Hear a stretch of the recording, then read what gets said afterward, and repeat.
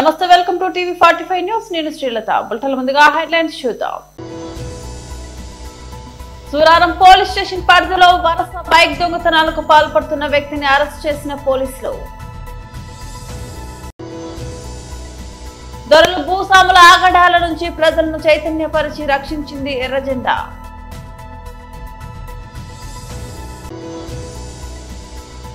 విగ్రహ ధ్వంసం చేసిన వ్యక్తులు అరెస్ట్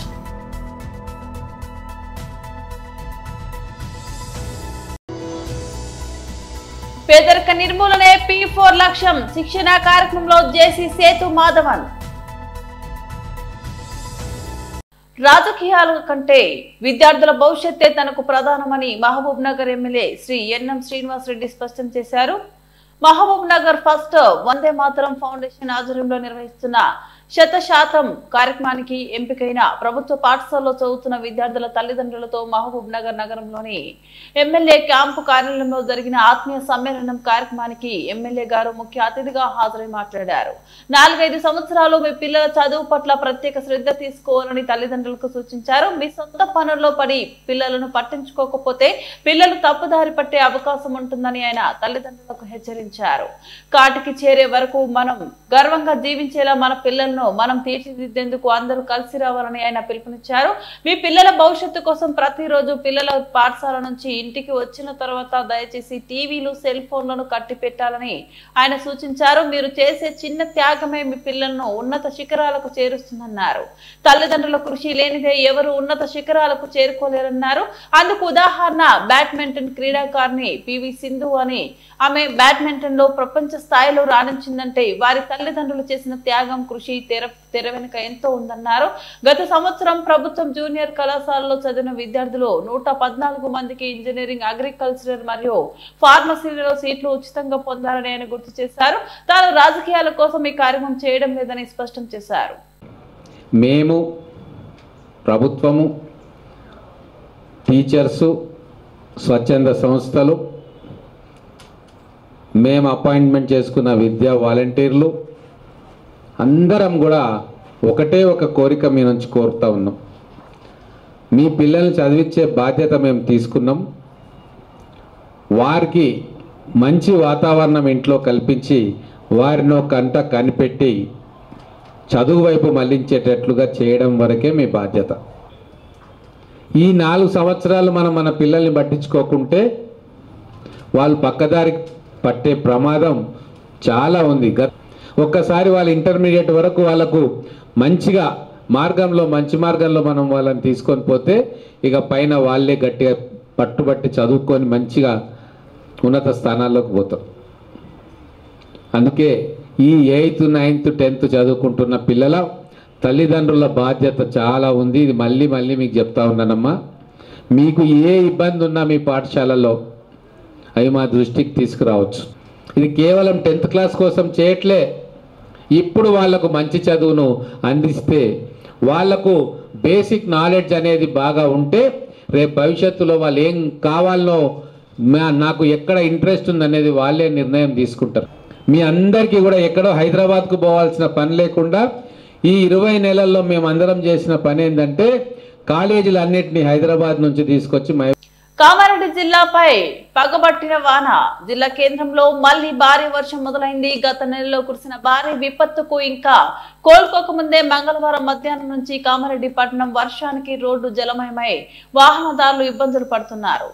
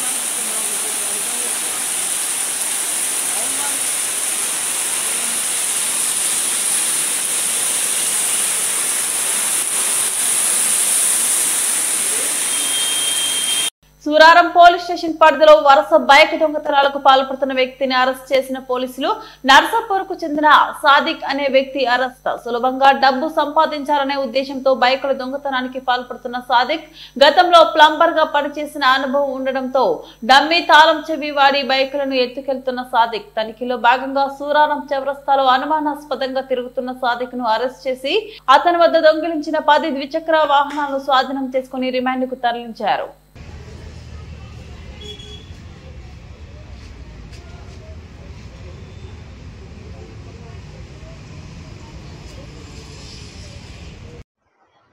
టూ వీలర్ యజమానులకు ఒక విజ్ఞప్తి, దయచేసి ఎక్కడైతే మీరు ఎక్కడ పడితే అక్కడ రోడ్ల మీద పార్కింగ్ చేసుకోకుండా కొంచెం సీసీ కెమెరాలు మీరు ఎమర్జెన్సీ ఉన్నప్పుడు కాకుండా మిగతా టైంలో ఎప్పుడైనా సరే కొద్దిగా పబ్లిక్ మూమెంట్ ఉన్న చోట సీసీ కెమెరాలు ఉన్న చోట పెట్టుకుంటే బాగుంటుందని చెప్పేసి మీ అందరు కూడా సజెషన్ చేస్తున్నాను. ముఖ్యంగా పార్కింగ్ ప్లేస్లు ఎక్కడైతే అవైలబుల్గా ఉన్నాయో పార్కింగ్ ప్లేస్లో పెట్టుకుంటే అక్కడ సెక్యూరిటీ ఉంటుంది, మన వెహికల్ మీ వెహికల్ కూడా రక్షణ ఉంటుంది. కాబట్టి దయచేసి అందరూ కూడా అక్కడ పార్కింగ్ ప్లేస్లు పెట్టుకోగలరు. అదేవిధంగా ఈరోజు 8 గంటల సమయంలో మరొక నేరస్తు కూడా మాకు దొరకబట్టుకోవడం జరిగింది. ఒక అనుమానాస్పదంగా ఒక మనిషి తిరుగుతూ ఉంటే అతను పట్టుకొని విచారించక సరైన ప్రూఫ్ లేకపోవడం వల్ల పిఎస్ తీసుకొచ్చి ఇంట్రాగేషన్ చేయగా తను ఈ నెల 3వ తారీఖు నాడు సూరారంలో జరిగినటువంటి దొంగతన కేసు కన్ఫర్మ్ చేసినాడు. అతని దగ్గర నుంచి 30 తులాల వెండి రికవర్ చేసినాము. ఆ ఇంట్లో 30 తులాల వెండితో పాటు కొంత క్యాష్ పోవడం జరిగింది. ఈరోజు అతని దగ్గర నుంచి సిల్వర్ వస్తువులు రికవర్ చేసి అతన్ని కూడా అరెస్ట్ చేసినాము. ఈ కేసులో కూడా ఎవరైతే కష్టపడి పనిచేస్తున్నారో వాళ్ళ మీద కూడా రివార్డ్ పెట్టి సిపి గారికి పంపడం జరిగింది. ఇతని పేరు కుల్దీప్ సింగ్, మన దగ్గర రోడామేశ్వర్ నగర్లో ఉంటాడు. ఇతను వెల్డింగ్ పని చేస్తాడు. ఇతను కూడా చిల్లర అలవాటు పడి తొందరగా డబ్బులు చంపాలనే ఉద్దేశంతో చెడు ఫ్రెండ్షిప్ ద్వారా ఇదంతా ఏర్పాటు చేసి దొంగతనాలకు అలవాటు పడినాడు. ప్రస్తుతానికి అతని పైన దొంగతనం హెచ్బి కేసు దాంట్లో బయటకు వచ్చింది. దొంగతనం కేసులో వాళ్ళ ఇంట్లో పోయినటువంటి 30 తులాల వెండికి 30 తులాల వెండి కూడా రికవర్ చేయడం జరిగింది. కొంత 20,000 రూపాయలు క్యాష్ ఉంటే క్యాష్ ఖర్చు పెట్టుకున్నాడు. దాంట్లో వెండి మాత్రం యాజ్ ఇట్ ఈస్ గా ఇంటాక్ట్ ప్రాపర్టీ రికవర్ అయింది.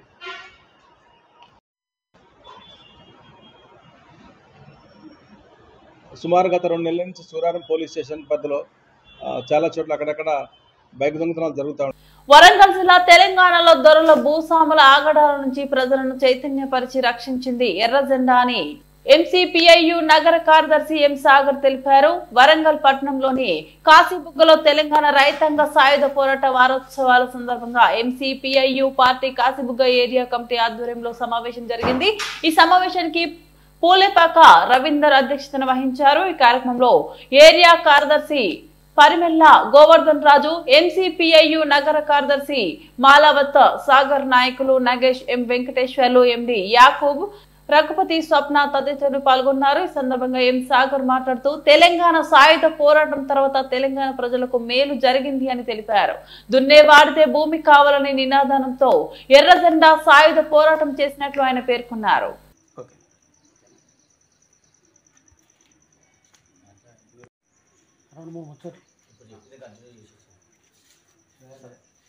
సోదరులారా,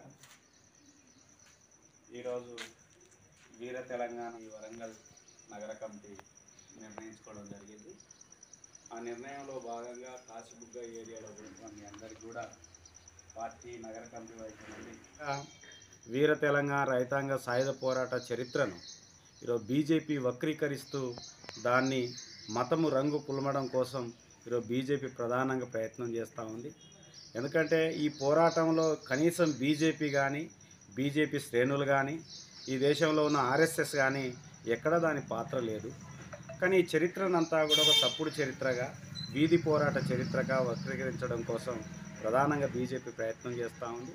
దాన్ని రేపు 17వ తారీఖు నాడు దేశవ్యాప్తంగా విమోచన దినంగా ప్రకటించాలని చెప్పేసి, పాటించాలని చెప్పేసి కూడా బీజేపీ తన శ్రేణులను పిలుపునివ్వడం కూడా జరిగింది. ఇది దుర్మార్గమైన చర్య. కారణం ఏంటంటే ఈ తెలంగాణ గడ్డ అంతా కూడా ఒకనాడు నైజాం రాజుకు వ్యతిరేకంగా, దొరలకు వ్యతిరేకంగా, భూస్వాములకు వ్యతిరేకంగా, జమీందారులు జాగీర్దారులకు వ్యతిరేకంగా, విట్టికి వ్యతిరేకంగా సాగిన పోరాటం ఈ పోరాటం అంతా కూడా మట్టి వాసన కలిగిన ప్రజలందరిని చేత తుపాకులు పట్టించి, భూస్వాములు హిందువులైతే దొర ముస్లిము ఇద్దరు కలిసి ఇక్కడున్న ప్రజలందరినీ కూడా పీడించి దోపిడీ చేసిన చరిత్ర ఈ ప్రాంతంలో సాగింది. అది 1946 నుండి 51 వరకు సుమారు 5 సంవత్సరాల పాటు ఈ ప్రాంతంలో ఈ పోరాటం కొనసాగింది. ఆ పోరాట ఫలితంగా ఈ భారతదేశంలో భూ సంస్కరణల చట్టం రావడానికి ప్రధాన కారణం తెలంగాణ రైతాంగ సాయుధ పోరాటమైంది. అట్లాగే కౌలుదారి రక్షిత చట్టం రావడానికి కూడా ప్రధాన కారణం ఈ భూ పోరాటం సందర్భంగా, ఈ రైతాంగ సాయుధ పోరాట సందర్భంగా కొన్ని చట్టాలు వచ్చినాయి. ఆ రోజు కులం పెద్ద ఎత్తున వివక్షత ఎదుర్కొంటున్న సమాజం, అట్లాంటి కుల వివక్షత కూడా పోవడానికి ఆ రోజు తెలంగాణ రైతాంగ పోరాట ఫలితంగా కులం యొక్క భావాలు కూడా తగ్గడానికి ప్రధాన కారణమైంది.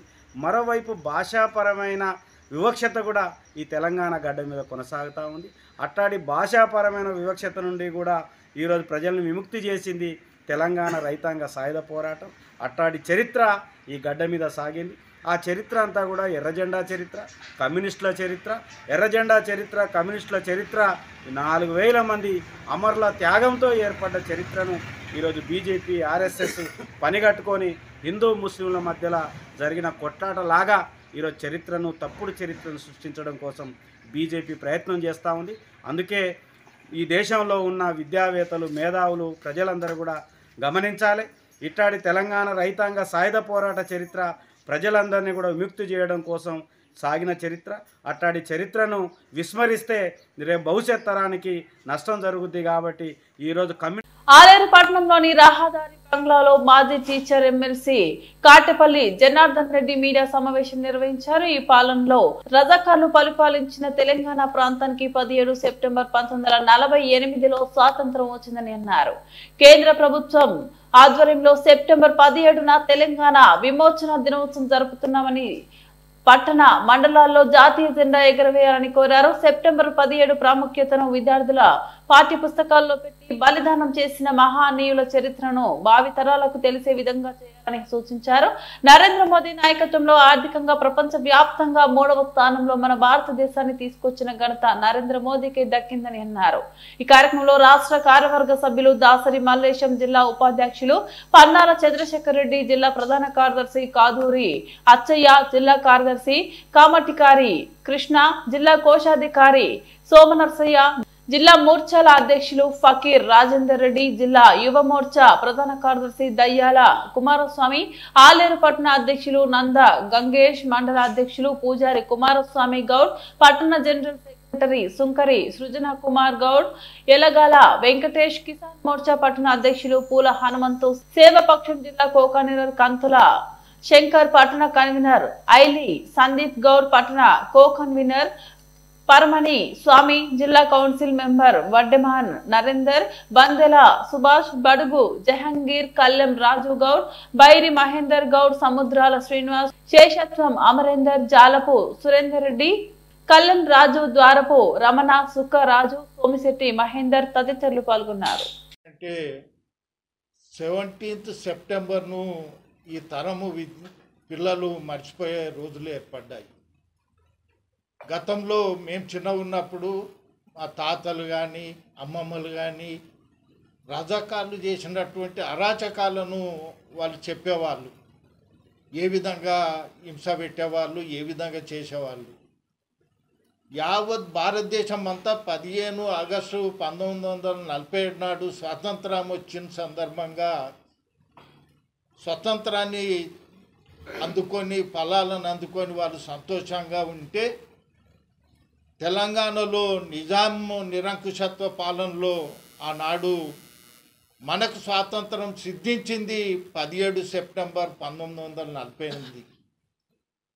ఈ 17 సెప్టెంబర్ను ఈరోజు కొంతమంది రాజకీయ పార్టీల వాళ్ళు ఓటు రాజకీయంను దృష్టిలో పెట్టుకొని దాన్ని కనుమరుగు చేసే విధంగా, ఓడలు ఉన్నంతసేపు ఓడమల్లయ్య, ఓడ దిగిన తర్వాత బోడమల్లయ్య అన్నట్టు తెలంగాణ ఉద్యమంలో మేము అధికారంలోకి వస్తే 17 సెప్టెంబర్ను అధికారికంగా రాష్ట్ర ప్రభుత్వం నిర్వహిస్తుందని మాట్లాడినటువంటి వాళ్ళు దాన్ని మర్చిపోయినటువంటి విషయం ఈరోజు తెలంగాణ ప్రజలు ఈరోజు గుర్తు చేసుకోవాల్సిన అవసరం ఉండదు.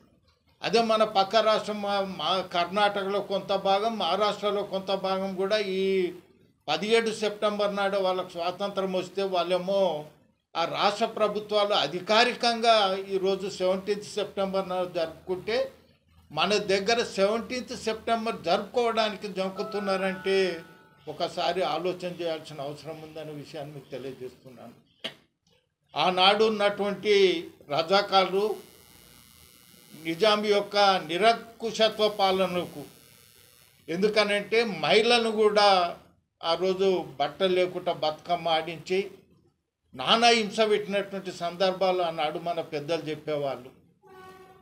ఈనాడు మన తెలంగాణ రాష్ట్రం వచ్చిన తర్వాతనన్నా మన తెలంగాణ ఉద్యమము 17th సెప్టెంబర్ యొక్క ప్రాముఖ్యత కానీ, తెలంగాణ ఆనాడు రజాకార్లకు వ్యతిరేకంగా పోరాటం చేసినటువంటి వీరుల యొక్క జీవితాన్ని కూడా పాఠ్యాంశాలుగా రూపకల్పన చేసినట్టయితే దాని యొక్క ప్రాముఖ్యత ఈరోజు భావి తరాలకు తెలిసే అవకాశం ఉంటుందనే విషయాన్ని మీకు తెలియజేస్తున్నాను. ఈనాడు కొత్తగా వచ్చే పిల్లల్ని అడిగండి 17th సెప్టెంబర్ అంటే ఏందో వాళ్ళకి అర్థం కానటువంటి పరిస్థితి. 15 ఆగస్టు ఏ విధంగా అయితే మన స్వతంత్ర దినోత్సవంగా యావత్ భారతదేశం జరుపుకుంటున్నామో, మన తెలంగాణ ప్రాంతానికి కానీ నిజాం పరిపాలించే కర్ణాటక మహారాష్ట్రలోని కొంత భాగానికి కానీ స్వాతంత్రం వచ్చింది 17 సెప్టెంబర్ 1948 నాడు. ఆనాడు సర్దార్ వల్లభాయ్ పటేల్ గారు మిలిటరీ యాక్షన్ తీసుకున్నప్పటికీ మనకు ఆ స్వాతంత్రము వనగూరినటువంటి విషయాన్ని మీకు తెలియజేస్తున్నాం. ఆనాడు పరిపాలనలో భాగంగా 1 year టైం అడిగినటువంటి నైజాం గారు తర్వాత ఐక్యరాజ్య సమితిలో కూడా మమ్మల్ని ప్రత్యేక దేశంగా గుర్తించే విధంగా వారు ప్రయత్నం చేసినటువంటి విషయం ఈరోజు ఈ తరాలకు తెలియజేయాలి. పేదరిక నిర్మూలనే P4 కార్యక్రమం ప్రధాన లక్ష్యమని joint collector S Sethu Madhavan స్పష్టం చేశారు. మార్గదర్శులు బంగారు కుటుంబాలను దత్తత తీసుకుని వారిని పేదరికం నుంచి బయటకు తీసుకొచ్చే విధంగా కృషి చేయాలని కోరారు. P4 కార్యక్రమం బంగారు కుటుంబాలు మార్గదర్శకాల పాత్రపై సచివాలయం సిబ్బంది నుంచి ఎంపిక చేసిన MOTలు TOTలకు కలెక్టరేట్ ఆడిటోరియంలో మంగళవారం రోజు శిక్షణ కార్యక్రమం నిర్వహించారు. సందర్భంగా జేసీ మాట్లాడుతూ P4 కార్యక్రమాన్ని ప్రభుత్వం అత్యంత ప్రతిష్టాత్మకంగా తీసుకుందని తెలిపారు.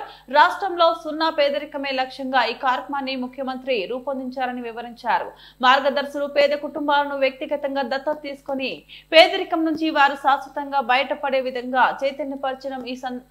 చైతన్యపరచడం అవసరమని, విద్య ఇతరత్ర సహకారాన్ని అందించడం చేయాల్సి ఉంటుందన్నారు. P4 కార్యక్రమంలో సచివాలయ సిబ్బందిని కీలక పాత్ర అని, బంగారు కుటుంబాలకు మార్గదర్శకులు మధ్య వారు వారధి వంటి వారని జేసీ పేర్కొన్నారు. పేదరిక నిర్మూలనలో ప్రజల్ని భాగస్వామ్యులను చేస్తూ దేశంలోనే మొట్టమొదటిసారిగా అమలు జరుగుతున్న ఈ కార్యక్రమాన్ని చిత్తశుద్ధితో అమలు చేసి విజయవంతం చేయాలని జేసీ పిలుపునిచ్చారు.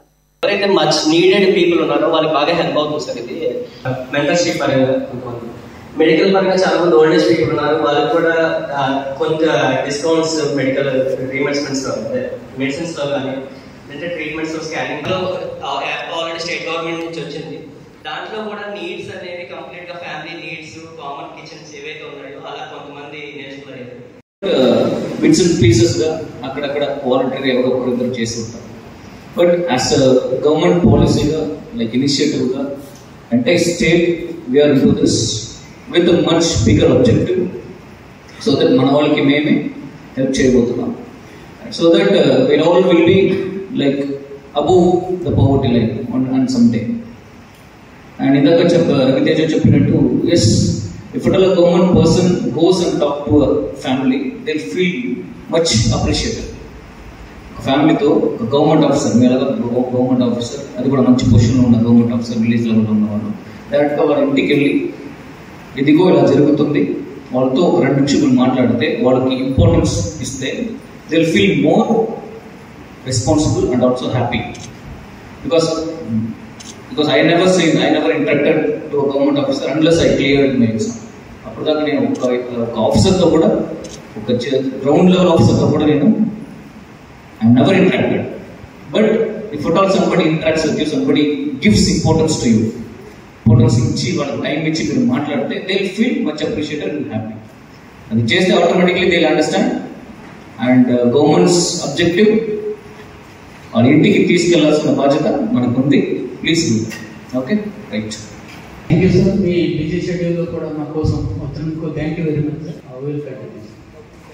గంపలగూడెం పోలీస్ స్టేషన్ పరిధిలోని తోటముల రింగ్ సెంటర్ వద్ద 14వ తారీఖు శనివారం రాత్రి 10:30 సమయంలో పెదకొమిర గ్రామానికి చెందిన ఇనుగంటి బాల రాంబాబు విగ్రహాన్ని ధ్వంసం చేసినట్లు 15/9/2025 తేదీన ఫిర్యాదు మేర ఈ ఘటనపై గంపలగూడెం పోలీస్ స్టేషన్ లో CR number by 128/2025 U/S 196 324 353 261 R/W 35 BNS కింద కేసు నమోదు చేశారు. ఇన్నిగంటి మధుసూదనారావు ఫిర్యాదుతో నిందితులను మొదుగు శ్రీనివాసరావు, పొంగల వినాయకరావు, ఇడుపులపాటి రాంబాబు అనువారు విగ్రహాన్ని ధ్వంసం చేసి అల్లర్లు రేకెత్తించడానికి ప్రయత్నించారని ఈ చర్యల వల్ల సమాజంలోని రెండు వర్గాల మధ్య ఉద్రిక్తలు ఏర్పడి పరిస్థితి నెలకొనటం వలన గంపలగూడెం పోలీసులు నిందితులను అరెస్ట్ చేసి గౌరవనీయ న్యాయస్థానానికి రిమాండ్ కోసం తరలించారు. ఇక ఈ సంఘటన వలన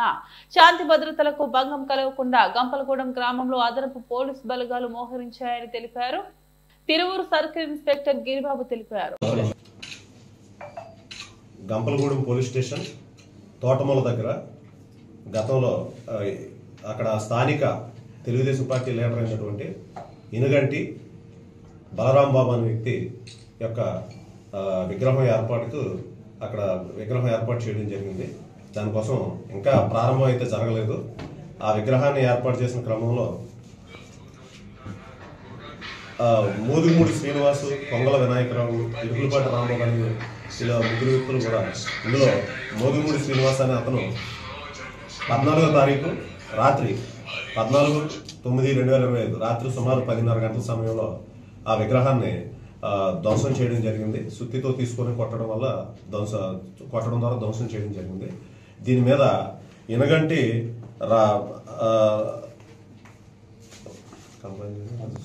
ఇనగంటి మధుసూదనరావు అని అతను ఇచ్చిన ఫిర్యాదు మీద దాని మీద కేసు రిజిస్టర్ చేయడం జరిగింది. Crime number 128/2025 196 324 353 61 Class 2 that with 3 and 5 BNS ప్రకారం గంపలగూడెం పోలీస్ స్టేషన్లో కేసు నమోదు చేయడం జరిగింది. నమోదు చేసి ఈ కేసుతో సంబంధం ఉన్నటువంటి వ్యక్తులైనటువంటి మోదుగుమూడి శ్రీనివాసరావు, పొంగల వినాయకరావు, ఇడుపులపాటి రాంబాబు వీళ్ళ ముగ్గురిని కూడా అరెస్ట్ చేయడం జరిగింది. వీళ్ళని జ్యుడిషియల్ రిమాండ్కి మేజిస్ట్రేట్ గారి ముందు ప్రొడ్యూస్ చేస్తున్నాము. ఈ సందర్భంగా నేను తెలియజేయండి ఏమనగా, ఏవైనా ఈ స్థానిక నాయకులు కానీ లేకపోతే జాతీయ నాయకులు కానీ రాష్ట్ర నాయకులు కానీ విగ్రహాలు ఉన్నప్పుడు వాటి మీద మీకు ఎటువంటి అభ్యంతరాలన్నా ఉంటే వాటిని చట్టపరంగా వాటి పరిష్కారానికి కృషి చేయాలి తప్ప వాటిని ధ్వంసం చేయడం ద్వారా అక్కడ స్థానికంగా కానీ ఈ శాంతి భద్రతలకు సమస్య ఏర్పడే అవకాశం ఉంది.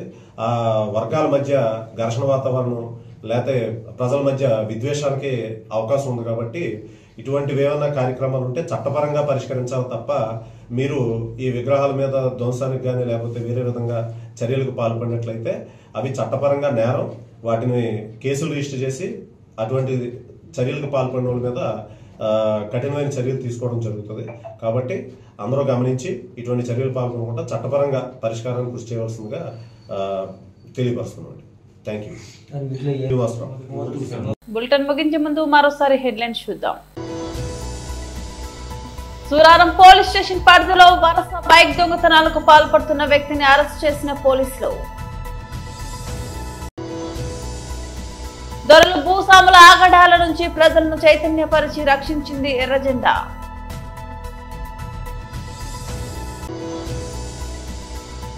విగ్రహ ధ్వంసం చేసిన వ్యక్తులు అరెస్ట్.